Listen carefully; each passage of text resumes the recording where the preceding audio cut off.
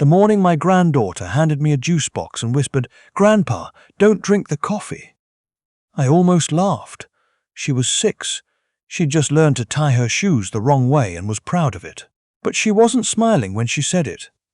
And her little hand was shaking, and she kept looking over her shoulder toward the hallway like she was waiting for someone to come around the corner and catch us.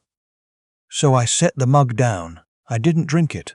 And 3 weeks later, that decision was the only reason I was still alive, to find out what my son-in-law had been doing to me for the better part of 2 years.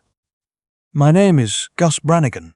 I'm 68 years old, and I spent 41 of those years welding pipe and running a fabrication shop outside Toledo before my knees gave out and my wife passed, and I let my daughter talk me into selling the place.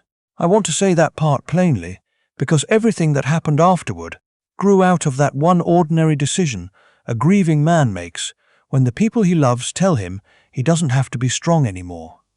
I sold the shop in the spring. By summer, I'd handed over more than I ever intended to, and I never once saw it coming because the man taking it from me called me Pop and shook my hand and looked me dead in the eye while he did it. Let me back up.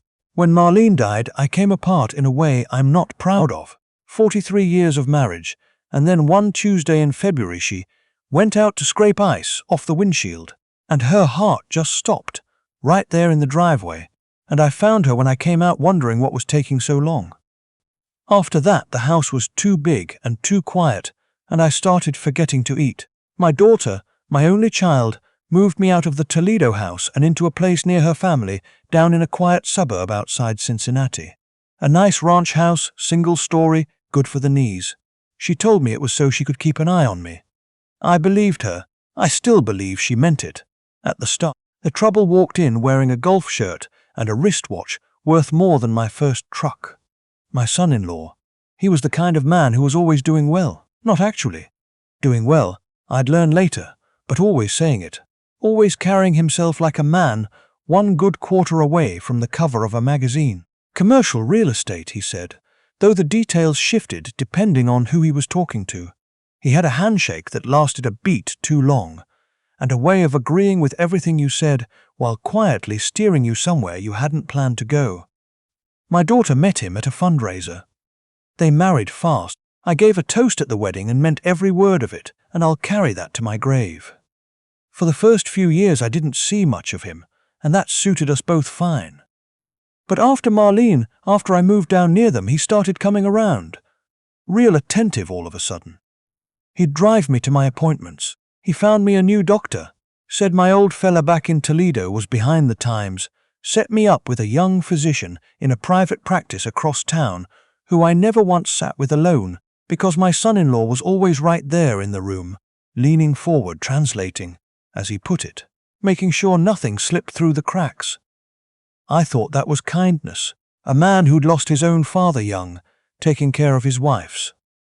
That's the story, I told myself, and the story is the thing you have to watch out for, because the story is the door they walk in through.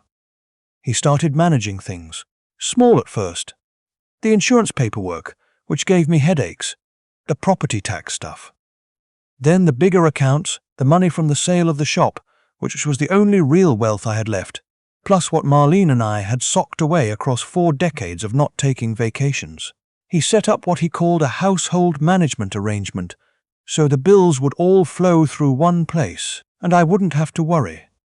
He brought me papers to sign at the kitchen table in the evenings. After dinner, when I was tired and the lamp was low, and there was usually a cup of decaf going cold at my elbow, he'd point to the line. I'd sign. He'd gather them up, square the edges, slide them into a leather folder, and tell me I was all set, Pop. Don't you worry about a thing. And I worried about less and less, 'cause somewhere in there I started getting foggy. I want to describe the fog, because if you've never felt it, you won't understand how a sharp man can let himself be led.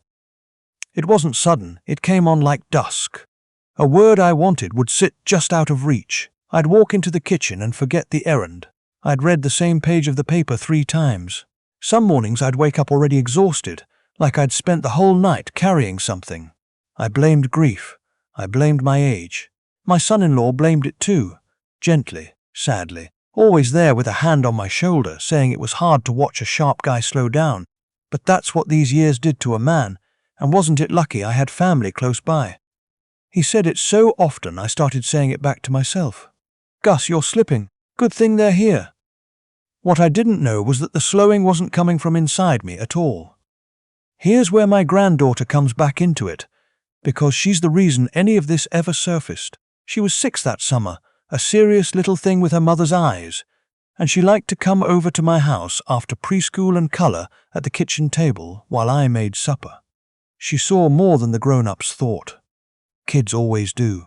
And one afternoon she watched her daddy come into my kitchen while I was out in the garage, watched him take a little bottle out of his jacket, and watched him do something to the coffee maker. The big drip pot I ran every single morning. She didn't understand it, but it scared her, the secret of it, the way he checked over his shoulder, the same way I'd later see her check over hers.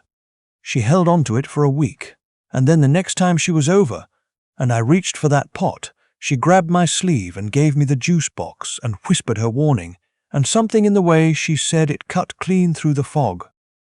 I didn't drink the coffee that day, or the next. I poured it down the sink when no one was looking, and I made instant in a separate kettle I bought with cash and kept in the garage.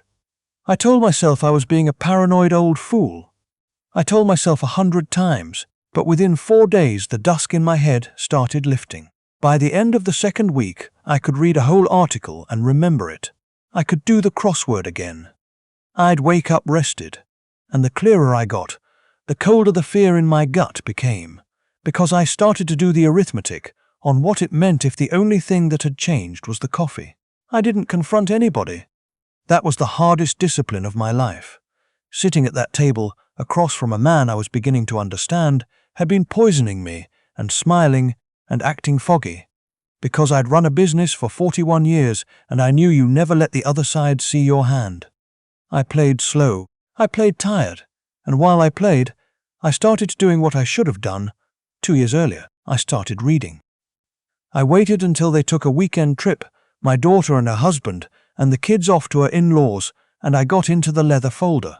He kept it in a desk in the room they used when they stayed over, which they did often, too often, I understood now. The desk was locked, but I'd been opening locks since before that man was born. What I found took me most of the night, spread out across the floor under a work lamp, and I'm telling you, the longer I read the more my hands wanted to shake, and I wouldn't let them. There were the household papers I remembered signing, but there were others I didn't. A durable power of attorney, financial and medical both, naming him my agent, dated a Tuesday evening 18 months back, my signature at the bottom in the loose, tired loop I made on the nights I was foggiest. A series of transfers moving money out of my accounts into an LLC I'd never heard of, registered in another state, that listed him and a name I didn't recognize as members. The deed to my house, the ranch I thought I owned free and clear, quietly placed into a trust where he held the controlling position. And underneath all of it, the thing that stopped my breath, an application for a life insurance policy on me. A big one. Beneficiary, the trust he controlled. Application dated last fall. During a week I remembered chiefly because I'd had what felt like a bad flu and slept 3 days straight while he sat at my bedside being a saint. I'd been sitting at that breakfast table for 2 years thinking I was watching my own mind go, and the whole time I was being walked, signature by signature, through the dismantling of everything I owned by a man who needed me confused to do it and dead to finish it. I sat on that floor a long while. Then I did the smartest thing I've ever done in my life, which was nothing. Not yet. I photographed every page with the cheap prepaid phone I'd bought, put everything back exactly as I'd found it, squared the edges the way he did, and locked the desk. And then I went and found out who I was really dealing with. It took me 3 weeks of careful work, done from the public library, and a borrowed laptop so nothing touched my home accounts. The young doctor across town, the one I never saw alone, turned out to have a quiet history of guardianship evaluations that always seemed to land the same way, and a financial relationship with my son-in-law that wasn't supposed to exist. The LLC traced back, after enough digging, to a pattern, and the name I hadn't recognized, the other member of that company, That's where the bottom dropped out of the whole thing, because he'd done this before.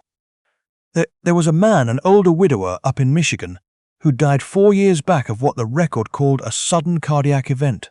No history, no warning. His estate had paid out through a structure that looked like a cousin of the one strangling me. The broker who'd handled it shared an address with my son-in-law's LLC. The widower had no close family left to ask questions. He'd had a caregiver, hired help, who'd come into his life 18 months before the end and left it shortly after the money cleared.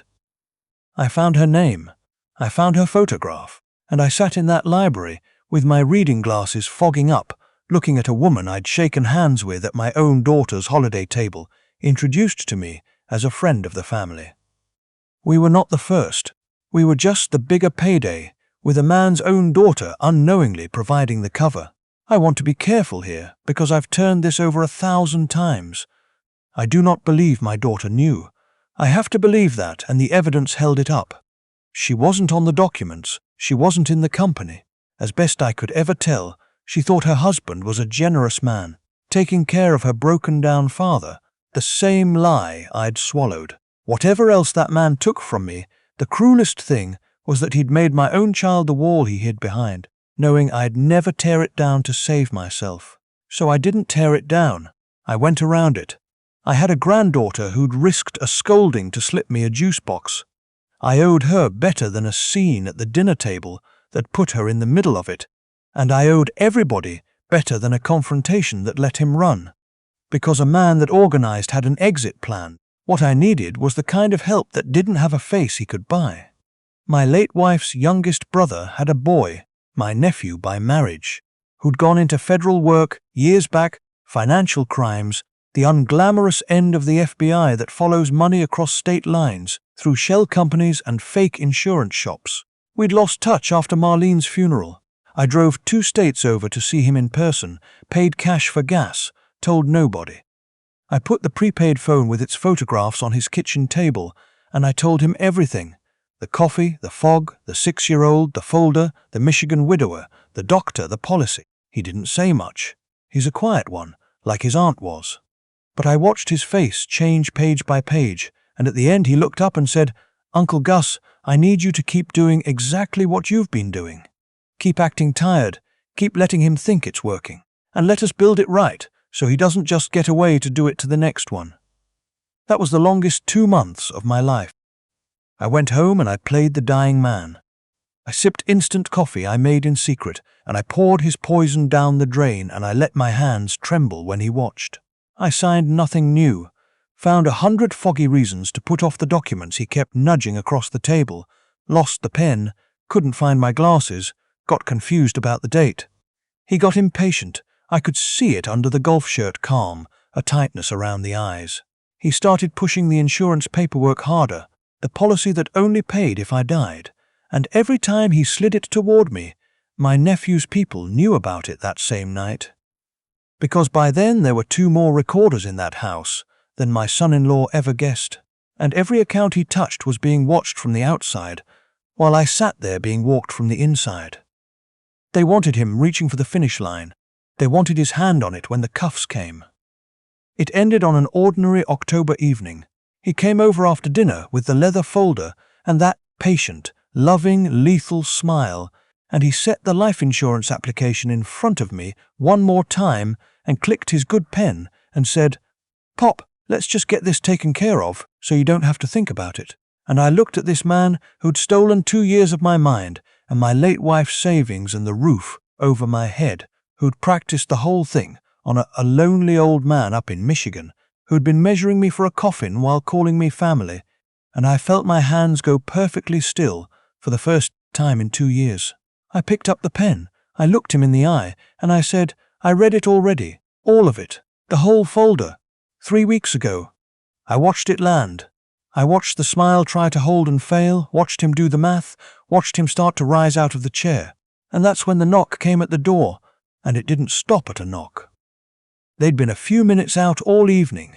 He never even reached the back hallway. My daughter found out the way the worst things are found out, all at once, on her own kitchen floor, with agents in her house and her husband in handcuffs. And her father, The one she thought was losing his mind, standing there sharp as a blade, explaining a thing she couldn't make fit. She didn't believe it at first. Then she saw the Michigan file.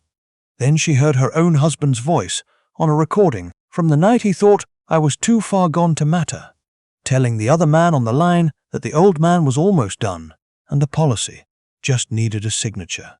She put her hand over her mouth and she looked at me, and what was in her face I won't try to describe, because some things belong to her and not to a story.